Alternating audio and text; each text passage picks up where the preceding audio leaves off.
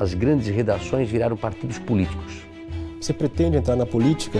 E eu escuto o que o povo fala, o que o povo quer. Tá, isso quer dizer que você vai se candidatar ou não?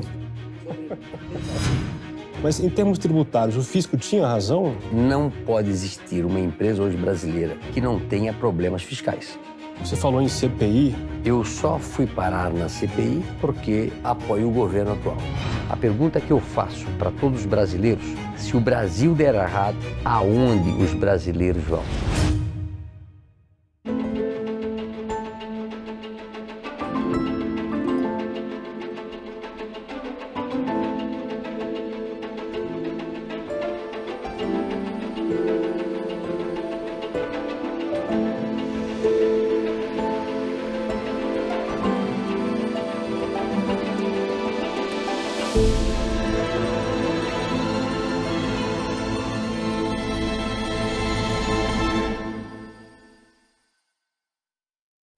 Olá, seja bem-vindo ao Contraponto.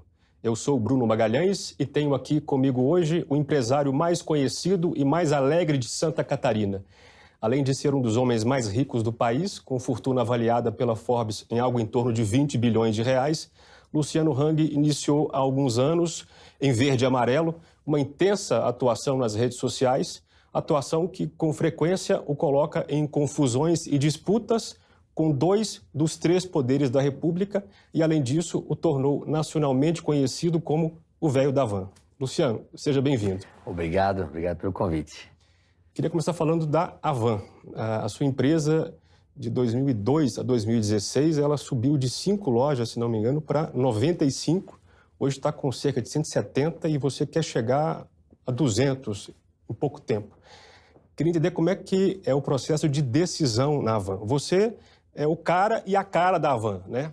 Nas decisões que você foi tomando ao longo desse tempo, isso sai da sua cabeça ou você tem conselheiros fiéis ao longo desse tempo todo? Olha, a Havan durante muito tempo ficou em Santa Catarina, crescendo numa única loja. E a partir de 2002 nós aumentamos a velocidade. Quando nós acertamos a massa do bolo, né? Nós na região nós comemos cuca, somos alemães lá, então lá tem um doce chamado cuca. Então acertou a massa, acertou o modelo, a gente começou a implantar pelo país. Mas na realidade a Havan faz parte de uma empresa que tem uma grande equipe e hoje são 22 mil colaboradores. E eu sempre digo, eu sou apenas um desses 22 mil colaboradores. É uma orquestra, sou o que toca essa orquestra, com ótimos músicos, cada um sabendo o que fazer, tomamos as decisões, corremos atrás e crescemos realmente muito forte. De 2009, começou aquela crise de 2008 do Lehman Brothers, nós tínhamos 8 lojas, e em 2015 já estávamos com 75 lojas, crescemos 50% ao ano, de 2009 a 2015. Veio a crise aí da Dilma, né, do PT, a crise de 2015, 2016 foi uma crise enorme no Brasil. A gente deu uma seguradinha e voltou a crescer 40%, 50%. 2017, 18, 19, 20 veio pandemia aí, né? Agora 2021, mas nós continuamos crescendo. Ano passado a gente cresceu 25%. Estamos crescendo agora 2022 mais 25%. Então a Havan não para de abrir lojas, acreditar no país. O país é enorme, né? São 214 milhões de habitantes, 5.500 cidades, e a Havan vai chegar nesse 2022, que era para fazer as 200 lojas, nós não vamos alcançar devido aos 2 anos de pandemia. E vamos deixar talvez para 2023 e 2024, dependendo muito das eleições. Tá, mas a sua empresa ela tem uma característica interessante que é basicamente a empresa de uma pessoa. Isso. Né? Isso. Ou seja, a minha dúvida é essa, é de onde você vai tirando inspiração para decidir o que fazer em cada passo? Eu acho que nós, desde o princípio, temos um sócio, abriu em 1986 com um sócio, a Havan vem do nome de Hang, que sou eu, e Van de Vanderlei. O Vanderlei ficou comigo 5 anos, e a partir do momento que nós nos separamos, a gente trilhou um caminho. Nós éramos uma loja de atacado que vendia tecidos. Depois fomos para o varejo, que vendia tecidos. E depois de 2000, quando houve a abertura do Collor, em 93, começamos a importar. e a partir do ano 2000 nós viramos uma loja de departamentos. E aí fomos para a China, fomos para o mundo todo, começamos a trazer. Eu acho que o modelo da Havan é um modelo único no Brasil e no mundo. É uma loja que vende não alimentício, vendemos alimentício na Páscoa e temos alimentício, mas não tão forte, mas quando chega numa área, são áreas grandes de estacionamentos, áreas grandes de lojas, nós temos lojas de 20, 30 mil metros quadrados e percorremos o interior do país, temos um modelo e a partir do momento que nós vimos que esse modelo deu certo, é replicar, né? É como se fosse uma forma da Coca-Cola, né? É uma forma que deu certo, que conseguiu fazer sucesso no país, a gente vai multiplicando e deu certo, dá certo em Santa Catarina, dá certo no Paraná, dá certo no Nordeste e nós estamos permeando todo o interior do Brasil com as Havans e eu acho que cabe 500 Havans pelo país.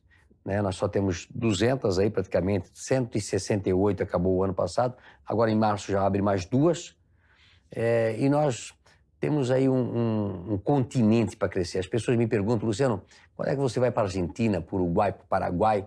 Não, o Brasil tem espaço para continuar crescendo para as próximas décadas. Você ficou mais ou menos oculto, assim, durante 30 anos, né? Até que começou essa atuação pública sua devido ao fato de que estavam atribuindo a Havan a certas pessoas. Mas a dúvida é, você não só se lançou para se dizer o dono da Havan, mas também começou uma certa militância política, né? A dúvida é por que você se lançou nisso se você já era um empresário muito bem sucedido? É importante, muito importante. Por 30 anos, a Havan aparecia, eu sou marqueteiro, adoro fazer com que a empresa cresça, que ela apareça. Eu sempre falo que a propaganda da Havan não consegue chegar a mostrar para as pessoas o que é a Havan. É quando você faz uma propaganda e você vê a Havan, a loja é maior do que aquela propaganda que a gente fez. A empresa é igual. Nós temos uma empresa muito além do nosso marketing que nós fizemos. Mas chegou no ano de 2016 e 2017, houve muita fake news dizendo que a Havan era de filhos de um político ou de uma filha de uma política. E isso começou a afetar a imagem da Havan de uma forma que nós fizemos uma campanha em dezembro de 2017 dizendo que a Havan era minha. Antes nós fomos para as lojas, pegamos umas 10 lojas e fomos entrevistar os clientes para ver se eles sabiam de quem era a Havan. E nenhum dizia de quem era a Havan. Não sabiam? Não sabiam. Era realmente dos políticos, ou era dos chineses, ou era de americanos, ou era do Silvio Santos, ou era do Edir Macedo, né? E aí nós vimos a necessidade de apresentar o dono da Havan. Isso foi feito em dezembro de 2017. Em janeiro de 2018, eu me torno ativista político. Por quê? Por quê? Porque eu cheguei à conclusão que em 2018 nós podíamos mudar o Brasil. Durante décadas e décadas e décadas, empresário ou fica em cima do muro ou atrás do muro. E eu noto isso na população brasileira, que mesmo que não for empresário, que for um cidadão normal, que não tenha nada com o governo, eles parecem que têm medo de se posicionar. Acho muito difícil que nós possamos mudar o nosso país se as pessoas não se posicionarem, né? Porque a política é tudo para um país, para uma empresa, nós precisamos ter uma definição de uma política.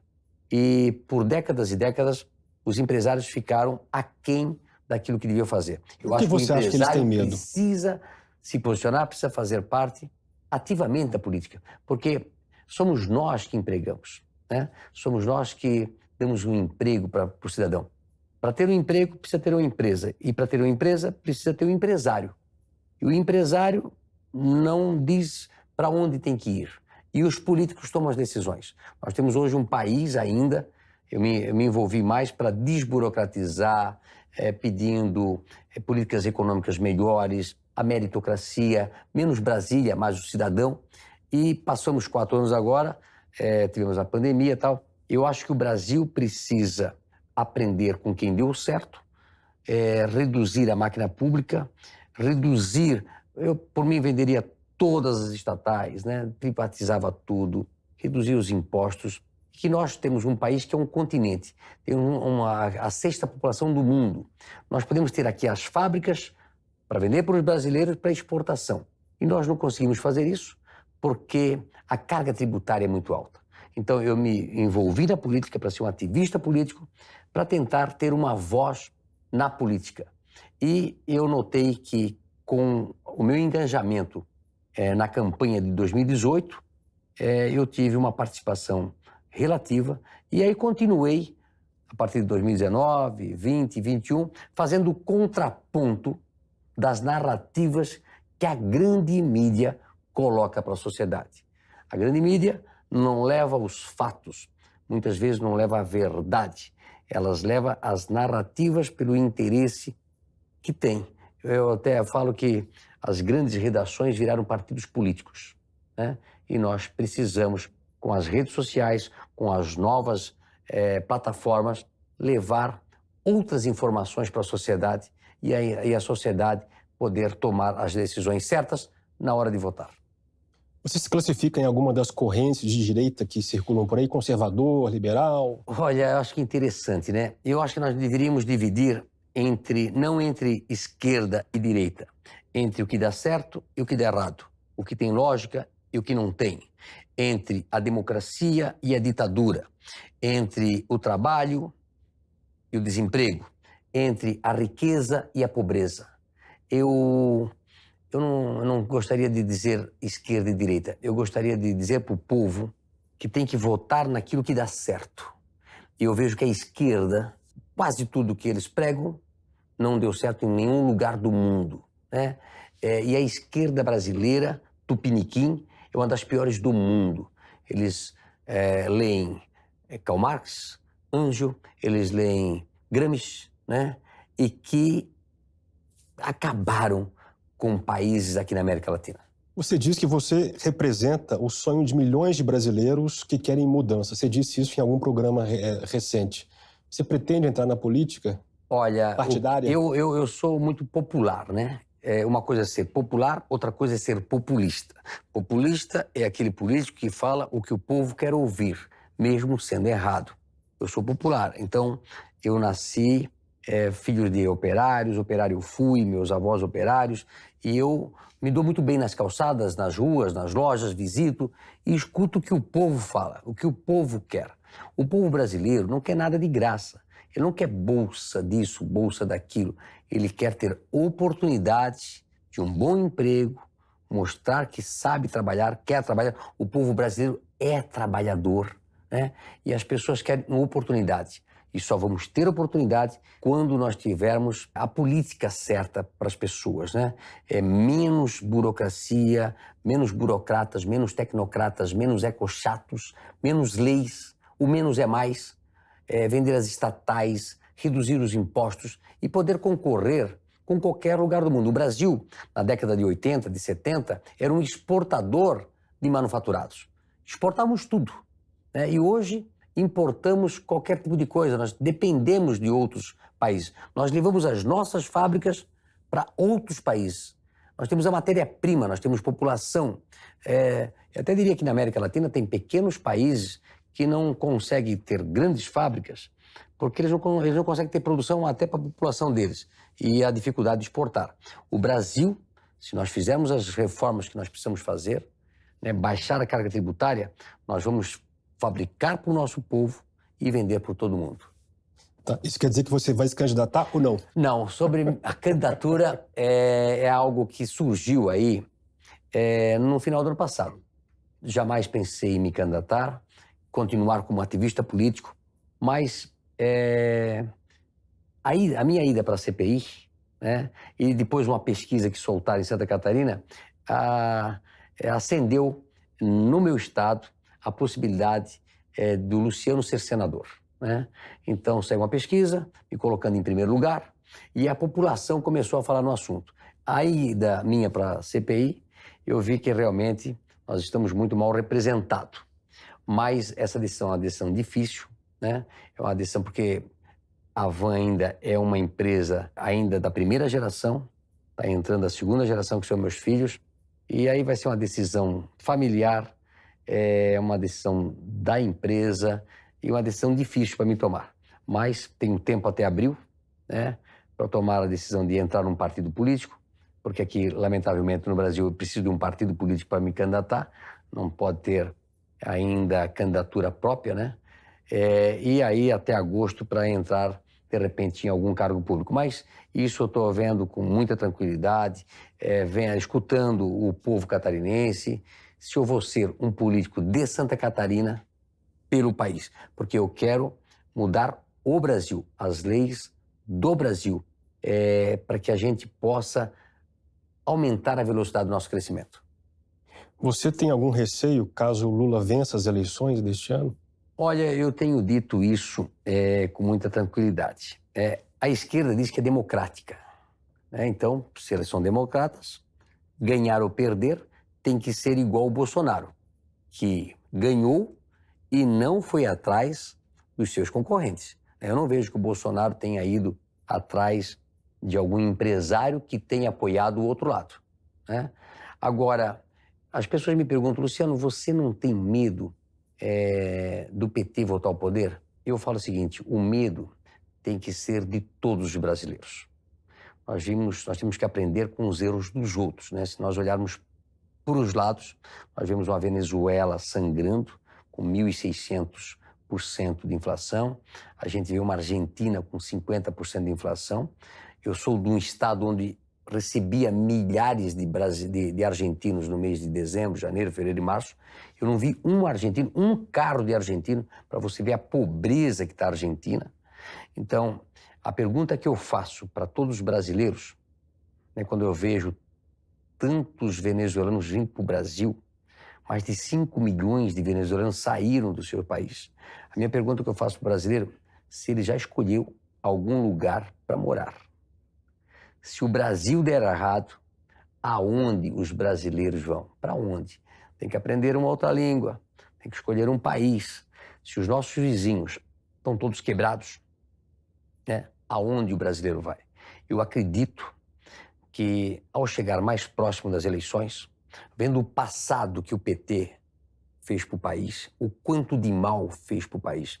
Nós chegamos em 2015 quebrados, né? O Brasil liquidado, 15 milhões de desempregados, milhões de empresas fechadas. Demoramos 2015, 2016, 2017, 2018, 2019 para poder sobreviver. Veio a pandemia em 2020 e 2021. E o problema que nós passamos hoje com a pandemia, da alta da inflação, do desemprego, das empresas fechadas, principalmente até pela própria esquerda que pregava primeiro a saúde e a economia a gente vê depois, eu pergunto para os brasileiros que estão me vendo, se a esquerda tivesse no poder e fizesse como fez a Argentina, de ficar fechado quase 6 meses, ou os estados aqui brasileiros mais de esquerda que fecharam praticamente alguns meses, quantas empresas sobrariam? O brasileiro tem que botar a mão na consciência, ver tudo aquilo que o PT fez nos últimos anos, desde 2002, os escândalos do Petrolão, do Mensalão, do BNDES emprestando dinheiro para países alinhados com a política ideológica deles, o dinheiro que foi embora do país, a quebra da economia. Tem uma frase que eu gosto muito que diz que o futuro é em cima do futuro e não embaixo do passado. E não acredito que o brasileiro queira voltar no pior do passado. Nós precisamos olhar para frente. Nós precisamos refazer o nosso país com harmonia, com paz, com desenvolvimento, sem separar o país por raça, por cor,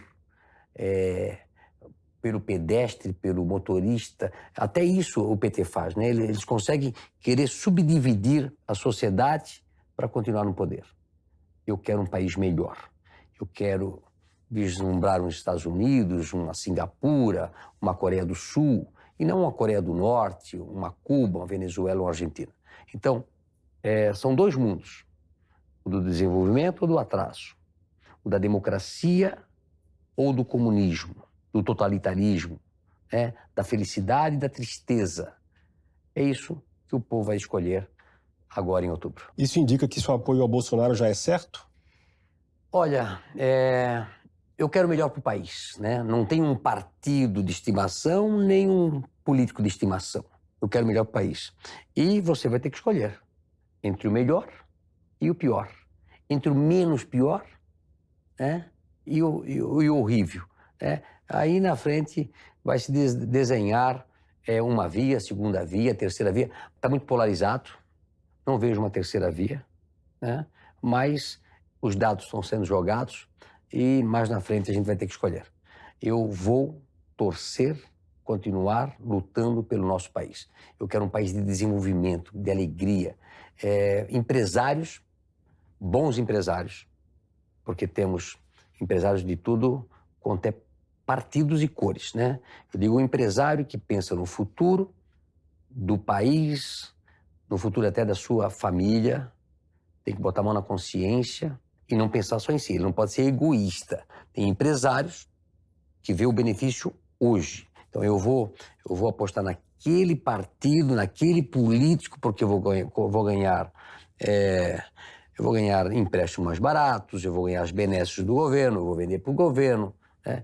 A Van está dessa forma porque eu não vendo para o governo, não pego empréstimo do governo e tenho o meu caminho próprio. Eu vendo para o meu cliente, né? Os nossos clientes que compram na Van. E desde que eu fui para o ativismo político, eu não notei que eu fui prejudicado por isso. Então, eu continuo lutando pelo nosso país, acreditando que o Brasil pode ser um dos 5 maiores países do mundo e distribuindo essa riqueza para toda a população. Luciano, a Van financia alguns projetos e clubes de futebol, inclusive, patrocina. A direita se ressente, de algum modo, de que você financia pouco os projetos culturais e políticos da direita. Tem alguma razão para você Olha, você não ajudar mais? Você nota que nos inquéritos aí das fake news, eles disseram até que eu ajudava o Alan dos Santos. Os simples fatos de que se eu patrocinasse o Alan dos Santos, eu estaria incorrendo como sendo um patrocinador de fake news. Ou seja, eu posso patrocinar qualquer canal antigo, da grande mídia, que fabrica fake news, que eu não estou incorrendo em nenhum delito. Agora, eu não posso patrocinar alguém, né, como Alan dos Santos, porque eu estaria fabricando fake news. Então, nós tomamos muito cuidado com isso, para que a gente não possa ser maltratado para as pessoas que têm um lado. Então, a Van tem um departamento de marketing, analisa o marketing da empresa da melhor maneira para a empresa e para os seus clientes, né? Para ter ideia, nós não patrocinamos o canal do Alan dos Santos, né? Mas o simples fato de alguém dizer, pô, procura o Luciano, de repente ele pode nos ajudar, né? O que não seria crime de ajudar o Alan dos Santos. Mas eu já fui colocado num inquérito de fake news. Mas nesse caso você fez o quê? Porque parece que tem um ok dele. O Luciano vai ajudar. O que você fez nesse caso? Nada. Foi uma conversa entre o Alan dos Santos e eu acho que foi o Eduardo Bolsonaro, o Flávio Bolsonaro, que disse, procura o Luciano, de repente ele pode dar um patrocínio pro teu canal, que é normal, né?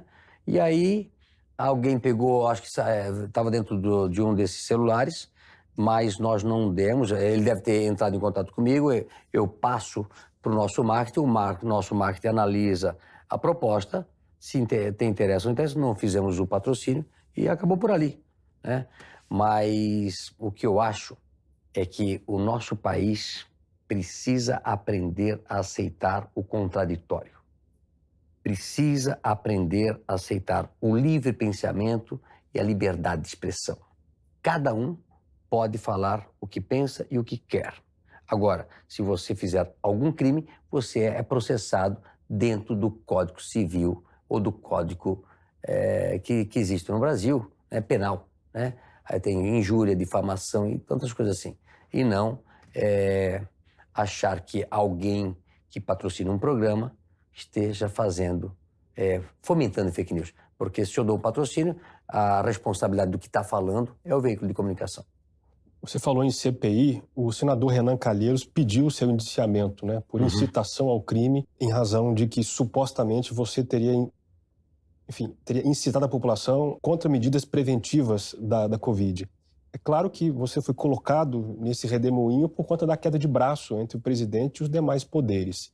Como é que você avalia essas forças que estão lutando no Brasil nesse assunto Covid nos últimos 2 Eu anos? só fui parar na CPI porque eu apoio o governo atual, né? Só por isso, senão eu não estaria lá.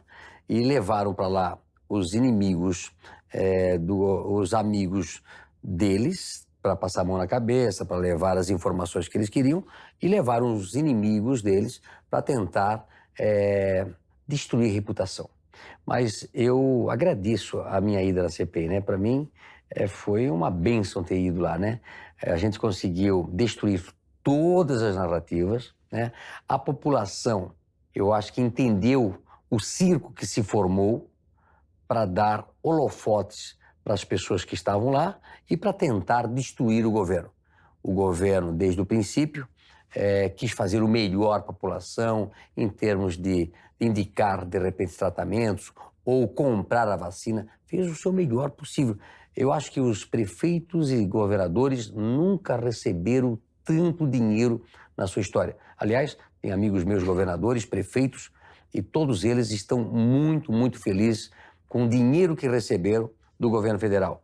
Somos um dos países mais vacinados do mundo e, da minha parte, tentei comprar vacina até para ajudar na rapidez da vacinação da população. Você disse em algum lugar que a China é um país capitalista de partido único e que comunista é o pessoal da América Latina. Ou seja, parece que você quis reduzir o potencial de risco da China. Você não acha que o expansionismo chinês é um risco para a nossa liberdade, não? Olha, eu frequento a China desde 1993. O que Mao Tse-tung fez lá atrás, né, de matar mais de 100 milhões de chineses, levando à extrema pobreza toda aquela população, e onde eles pregavam o comunismo, né, aquele não deu certo, aquele modelo não deu certo. Aliás, o modelo comunista pregado pelos nossos vermelhos aqui é aquele modelo arcaico lá, né, não é de livre mercado. Em 1993, quando fui a primeira vez para a China, eu vi um país pobre.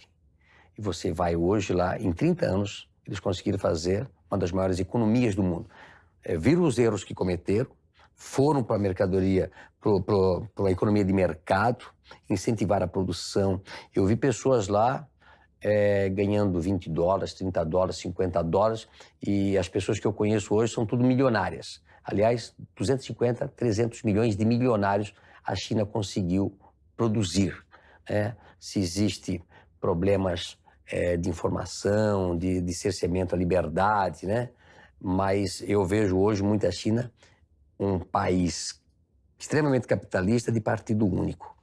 Eu vejo um país, Brasil, querendo retornar a um comunismo, a um socialismo, a um atraso típico da América Latina, né? Através de Marx, através de Engels, através do Gramsci destruindo as escolas, a sociedade. Então, são duas coisas muito diferentes, né? Agora, eu acho que o Brasil tem que seguir pelo caminho certo, né? Liberalismo econômico, a democracia, o trabalho, o emprego, o desenvolvimento como forma de enriquecimento do nosso povo. Não vejo outra forma. Há cerca de 2 anos, a Avan fez um requerimento, uma proposta de abertura de capital para a Bolsa de Valores. E parece que houve um recuo nisso. O que aconteceu naquela época? Olha, a Avan é uma empresa de um dono só, né? 100% da nossa família. E nós nunca tivemos interesse em abertura de capital. Há 2 anos atrás, as ações subiram bastante, né? Houve um excesso de dinheiro no mercado, onde os valores da empresa, o múltiplo da empresa era muito grande. Aí fomos procurados pelos bancos, fizemos a entrada na CVM, e depois de alguns meses, de novo, baixou a temperatura. Nós saímos fora.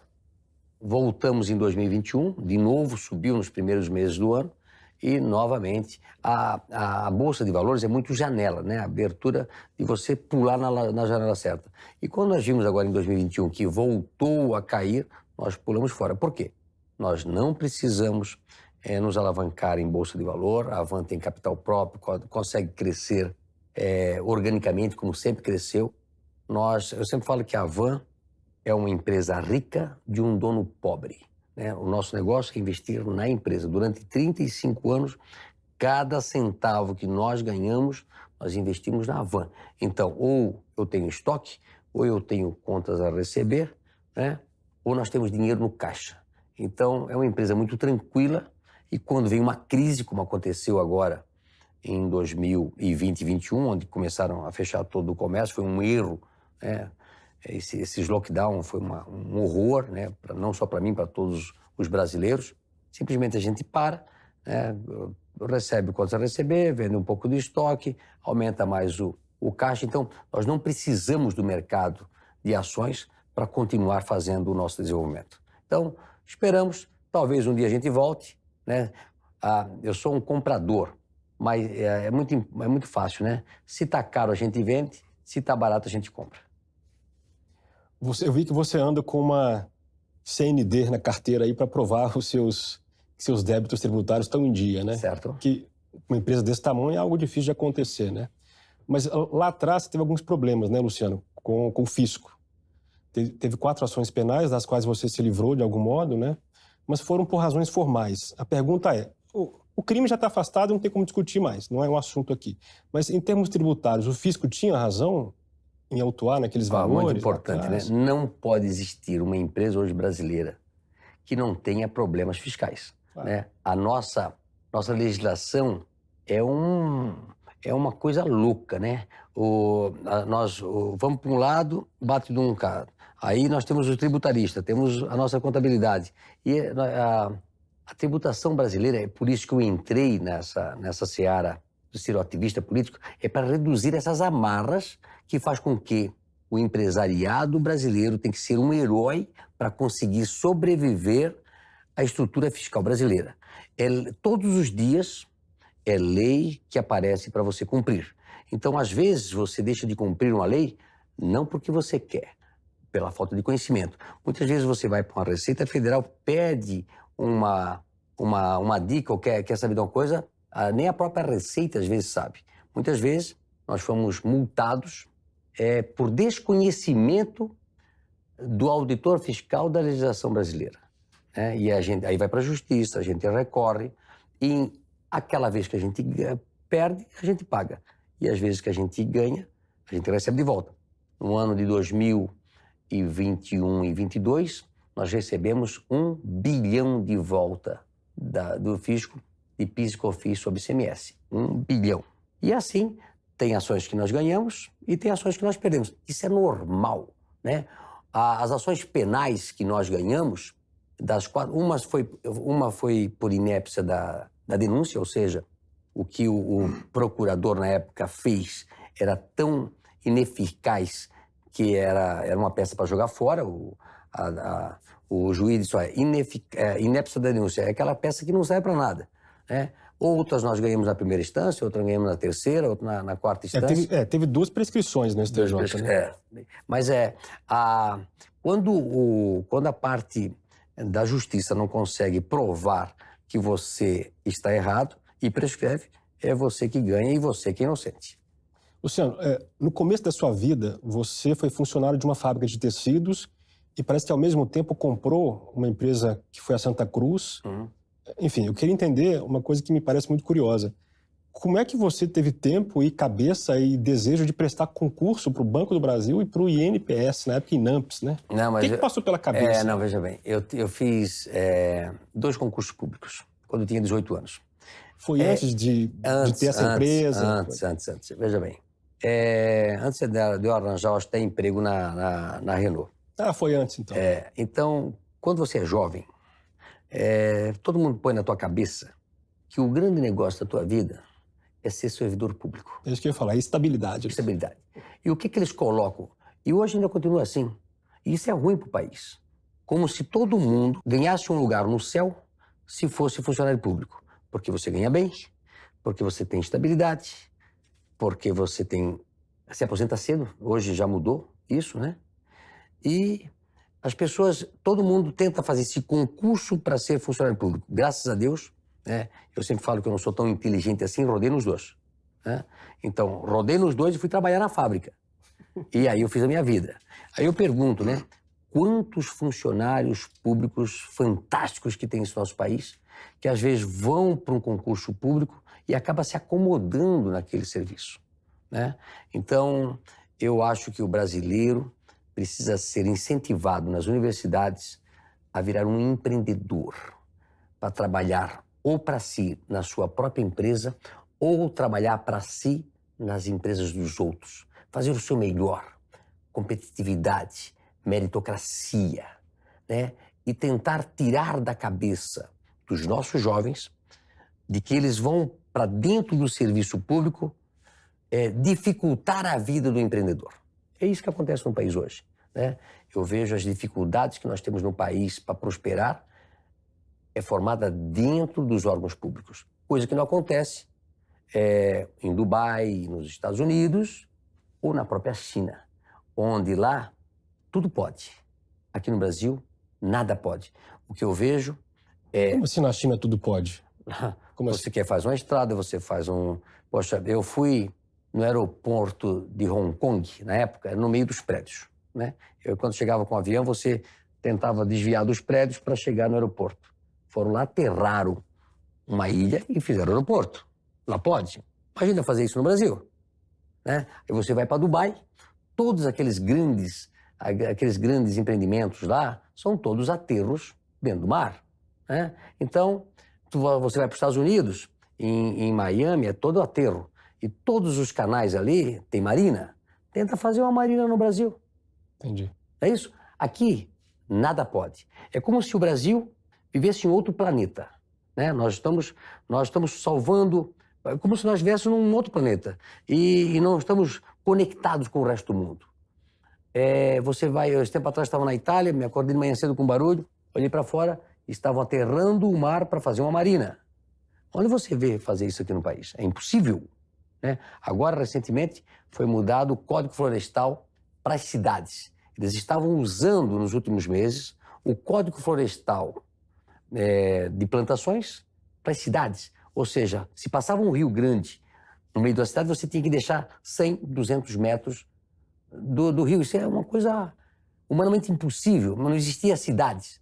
Então, volto a frisar, eu entrei como ativista político para tentar mudar as legislações, as leis, ou muitas vezes bater de contra essas leis idiotas que tem no nosso país para tentar mudar. Se eu, como um grande empresário, passo trabalho com isso, você imagina o pequeno e o médio empresário, o que passam, simplesmente não conseguem fazer nada.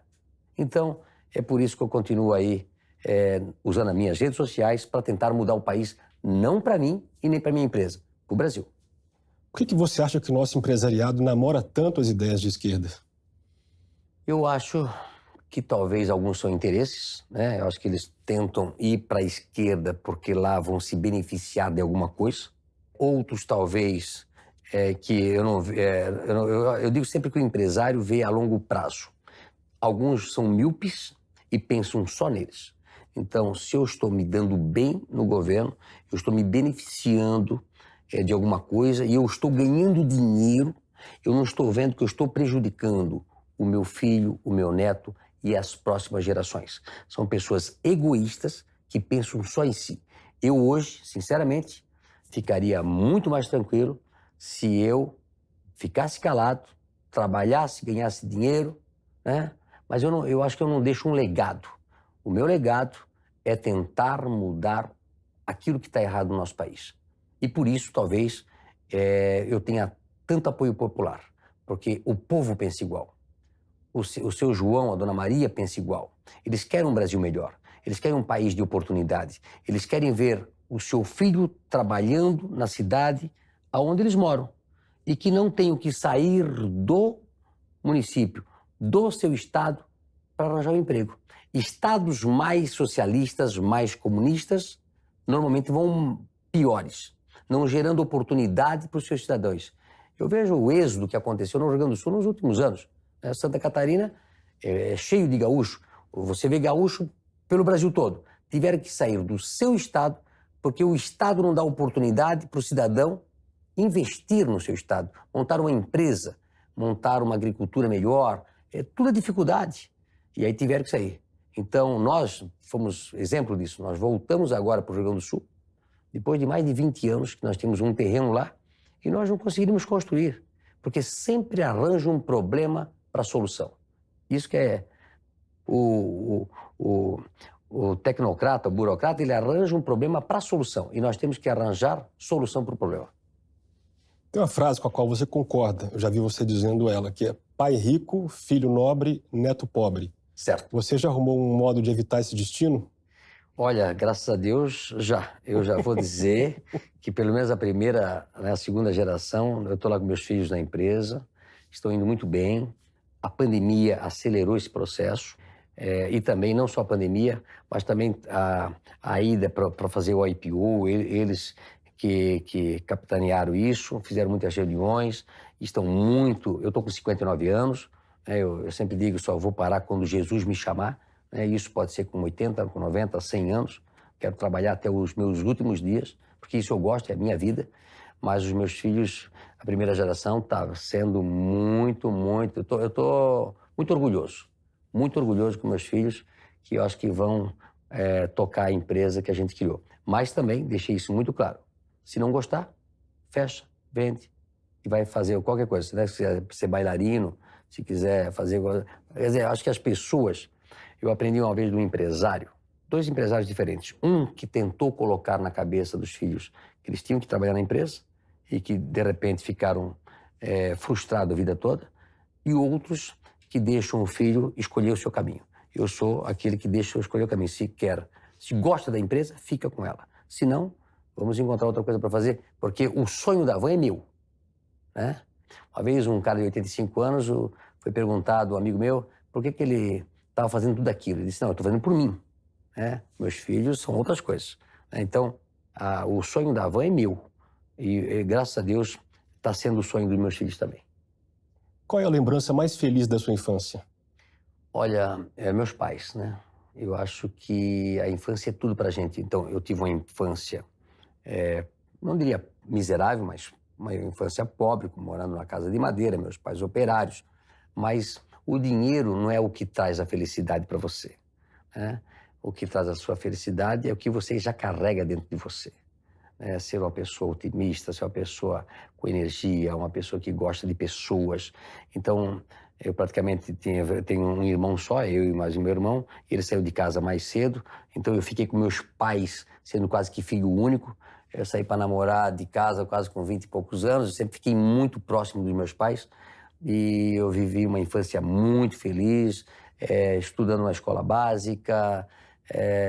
Eu acho que o interior do país traz essa essência da vida e de uma vida muito feliz. Então, adoro Brusque, a cidade que eu nasci, tudo. Eu acho que ter Você estudado... mora lá hoje ainda, né? Moro lá, estudado numa escola básica, ter frequentado com dificuldades a faculdade, tendo que pagar. Outra coisa que eu vejo muito, né? Em minha época, nós pagávamos o ônibus para a faculdade. Eu fui líder estudantil, era presidente do Clube de Estudantes Universitários de Brusque. Então, a gente recolhia o dinheiro, pagava o ônibus, ia para Blumenau, 1 hora para ir, 1 hora para voltar. Chegava em casa meia-noite, 1 hora da manhã, 6 horas acordava, ia para trabalhar, saía 5 horas. Quer dizer, uma vida que faz com que a gente aprenda a dar valor a cada centavo. Eu acho que é muito importante. Qual foi a parte mais difícil ou o momento mais difícil da sua vida? Olha, a perda dos meus pais, né? Primeiro perdi meu pai, agora perdi minha mãe. É uma parte sua que vai embora. É uma história que vai embora. A perda de entes queridos. Então, a perda do meu pai e da minha mãe é uma coisa irreparável na minha vida, mas eu olho sempre para frente, eu me lembro deles com saudades, dos bons momentos que eu passei com eles. Eu acho que eu fiz tudo por eles. Fui um filho presente, e agora é olhar para frente. Mas o que dá tristeza é a perda dos meus pais. A frase que você traz nessa blusa, o Brasil que queremos só depende de nós. Você acha que o Brasil, no arco dos últimos, 5 anos, tem ido por um caminho bom? Eu acho que nós fizemos algumas mudanças, né? Eu digo que tão pior quanto a corrupção é a incompetência. Pior do que as duas é a ideologia errada. Tem partidos que têm as três. Tem político que tem as três. Eu acho que nós estamos mudando o caminho do país. Sem corrupção, tentar levar para o governo pessoas competentes. Nós temos bons ministros, fizeram grandes diferenças, que estão tentando privatizar. Agora, o Congresso precisa ajudar, né? Não é sentar em cima. Nós precisamos fazer as mudanças. E eu acho que estas eleições é a guerra das guerras. É a mudança do nosso país. Ou nós vamos para frente, ou nós vamos para trás. Ou nós viramos um país de verdade, ou nós viramos um país da brincadeira, da mentira. Se o povo brasileiro quer realmente mudar o país, essa é a hora. Se ele está indignado pela soltura do ex-presidente, agora é a hora. Se nós queremos ver o futuro do futuro e não o passado do futuro, que fez tanto mal para o nosso país, agora é a hora, né? Cabe ao povo escolher o seu caminho. Como eu falei aqui no começo, é ver um país desenvolvido ou um país atrasado. É pensar em ver os erros dos outros e não cometer os nossos próprios. É muito mais fácil ver os erros dos outros e cometer os próprios erros e pagar por isso. Então, quem erra, paga a conta. Não tenha dúvida. As pessoas atiram no próprio pé. Tem gente que atira num, tem gente que atira nos dois. Eu quero ver um país para frente. Eu gostaria de já fazer o meu planejamento de 2023. Normalmente a gente faz 20, 25 lojas por ano. Eu não fiz isso agora em 2020, porque deu a pandemia, fiz 10 lojas. 2021, também estava de novo para fazer 25 lojas, fizemos 15.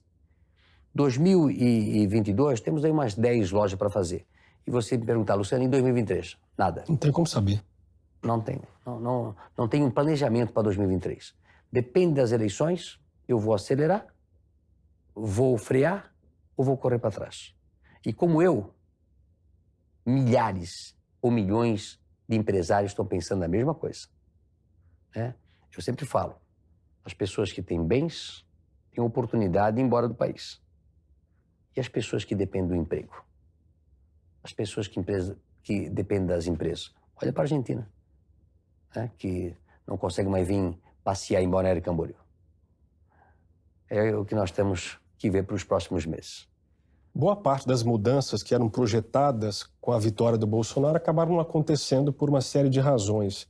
Se ele vencer as eleições desse ano, você acha que vai mudar muita coisa? Precisamos mudar. Precisamos mudar. Eu digo que a grande maioria das coisas não aconteceram porque o Congresso estava contra. Temos dois presidentes que sentaram em cima das pautas e nada saiu. Se nós não mudarmos o Congresso, nós não vamos fazer mudança no país. Não existe salvador da pátria.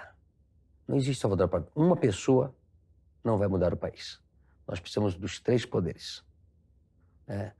E dois deles é pelo voto.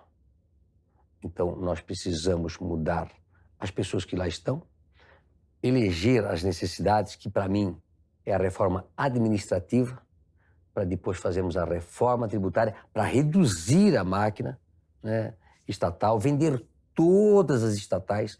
Estatais nada mais são do que cabides de emprego para políticos, que levam para lá amigos que vão ajudá-lo a se eleger por resto da vida. Não só de emprego, né? As estatais não são só cabide de emprego. São fontes de corrupção.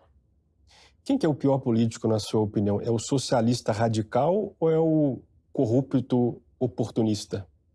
Eu acho que é os três, é o que eu te falei para ti. Quem é o terceiro? É o corrupto, o incompetente e o idealista. Esse é o pior que tem, né? Porque durante muito tempo nós tivemos políticos corruptos, que ia para qualquer lado, mas não eram tão radicais ideológicos, né?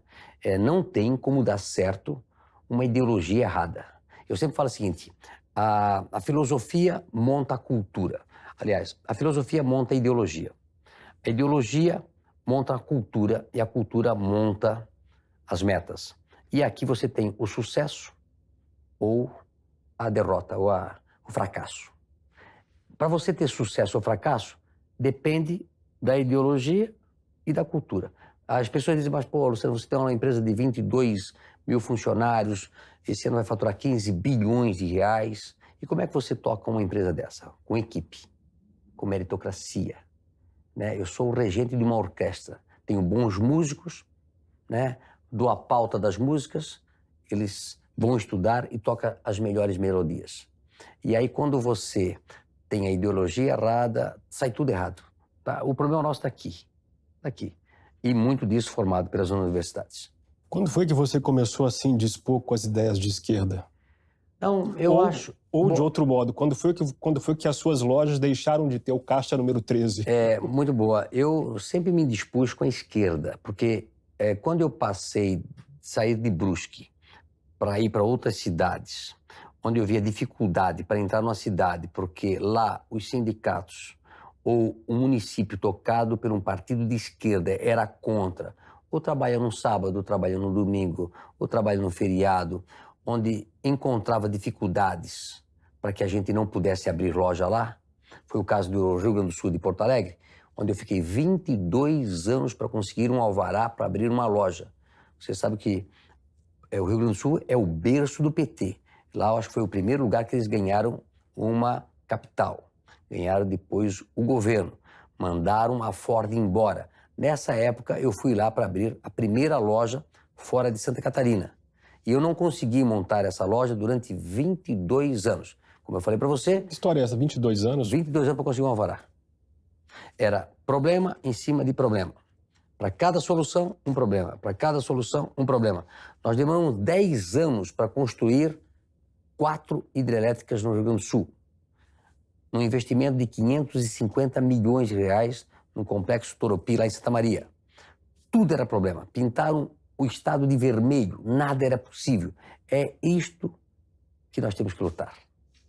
Porque se não sai uma hidrelétrica, se não sai uma loja, não gera emprego. E automaticamente tem pessoas que produzem a turbina, que produzem o cimento, que produzem o ferro. Você imagina, são milhares de empregos. Essas hidrelétricas foram 2 mil empregos diretos e hoje são as maiores receitas daqueles municípios que nós estamos. As duas últimas vão acabar agora em março e em abril. Demoramos 10 anos para conseguir as licenças e 2 anos para produzir as hidrelétricas. Uma loja você consegue fazer em 60 dias e demora 20 anos para conseguir as licenças. Se não, é 1 ano, é 6 meses, é 2 anos, é 5 anos. É contra isso que nós temos que lutar. Pessoas ideologicamente retardadas que vão para dentro do governo trabalhar contra o progresso do país. E automaticamente não gera emprego e nem riqueza. Eu vi que por esses dias você estava lendo lá, numa das viagens suas entre cidades, você viaja muito, né? Estava lendo o Manifesto do Partido Comunista, do Marx e do Engels, sim, como anti-exemplo, né? Sim. Mas me parece que você não é uma pessoa que lê muito, até porque não tem muito tempo, né? Não, eu leio bons livros. E, às vezes, uns bons livros me mudam a minha vida. Eu falei para você esse tempo atrás... Um livro importante na sua vida. Eu li Sam Walton, né? Made in America. Eu li Os Originais. Eu leio uns livros e que eu trago... Quando eu gosto do livro, acabei passando para todos os nossos funcionários. Israel, um país de empreendedores. Eu conheci Israel recentemente. Então lá eu comprei esse livro, trouxe para todos os meus funcionários. São livros que mudam a tua história e podem mudar a história dos outros. Lá em Israel, quando eu fui lá, é um país muito pequeno, árido, acho que é 95% árido. E eu pensei, como pode um país que não tem nada conseguir tudo? E o Brasil, que tem tudo e não conseguimos nada? É gestão, é cultura, é ideologia. Então, nós precisamos mudar tudo isso no nosso país. E isso só se vai fazer em décadas, não vai se fazer em 4 anos. Qual é a coisa mais importante que você aprendeu nos últimos anos? Olha, eu acho que eu aprendo todo dia. Eu sou uma pessoa de olhar para frente, não olhar o passado. Eu acho que nós precisamos continuar mudando sempre, inovando sempre. Eu acho que o segredo do sucesso da Van, ter chegado onde chegou, é inovação. É achar que amanhã eu vou fazer melhor que hoje. E depois da manhã eu vou fazer melhor que amanhã. Eu acho que o Brasil demora muito para fazer as reformas que precisam ser feitas. Tudo é muito demorado, né? Você imagina uma empresa pública só consegue subsistir se ela for um monopólio, como nós temos o Correio, que ela tem o petróleo. Se for uma empresa pública que tem que competir com o mercado, ela quebra, né? E você vê que a Argentina, agora tem aerolíneas argentinas ainda lá, né? E dá prejuízo pra caramba. Quem paga é o Estado. Então, eu quero um Estado que venda todos os estatais, seja um Estado bem enxuto e que dê a oportunidade para o cidadão brasileiro de sonhar, executar e gerar a riqueza que o Brasil precisa. Tem uma frase sua que diz que na área empresarial a força de vontade é mais importante que o conhecimento. Queria entender essa frase. Eu digo assim, não adianta você ser muito inteligente e você ler o livro errado. Quanto mais você estuda, mais burro você fica. A força de vontade é mais importante do que o conhecimento. Porque a grande maioria dos grandes empresários que eu conheço não fizeram nem faculdade, nem doutorado, nem pós-graduação. São pessoas que acordam cedo, trabalham o dia todo e dormem tarde. E têm tino, e têm visão, e têm a coragem de executar. Então, eu acho que é importante você ter conhecimento, mas desde que o teu conhecimento te ajude a ficar melhor e não a ficar pior. Eu falo um negócio lá em casa para minha esposa, e ela não gosta muito que eu falo isso. Eu dizia para meus filhos, vocês não precisam fazer faculdade, vocês precisam aprender a trabalhar. Se você tiver amor por uma profissão e você gostar do que faz, você vai trabalhar 24 horas. 10, 12 horas trabalhando, mais 8 horas dormindo e sonhando em o que você vai fazer amanhã. O conhecimento você vai adquirindo no seu dia a dia, com humildade, com simplicidade, e escutando a tua equipe, você vai fazer sucesso. Não é o conhecimento, nem a universidade que vai fazer a diferença na sua vida. Pega aí o Buffett, tu pega o cara da Microsoft, tu pega o cara do iPhone, deixaram as universidades e foram atrás dos seus sonhos. Eu acredito nisso. Não foi a faculdade que fez o Luciano. Não foi a escola que me fez. Não foi o João... Tanto é que eu estudei. Eu sempre falo o seguinte, não importa onde você nasceu, não importa onde você estudou, o que importa é que você vai sair daqui e vai chegar lá. Essa convicção, esses objetivos que fazem a diferença na sua vida. A sua conta no Twitter foi suspensa recentemente e você conseguiu reativá-la. Você foi informado da razão da suspensão? Não. E o que eles falaram não era realidade. Disseram que era uma ação... Uma ordem judicial?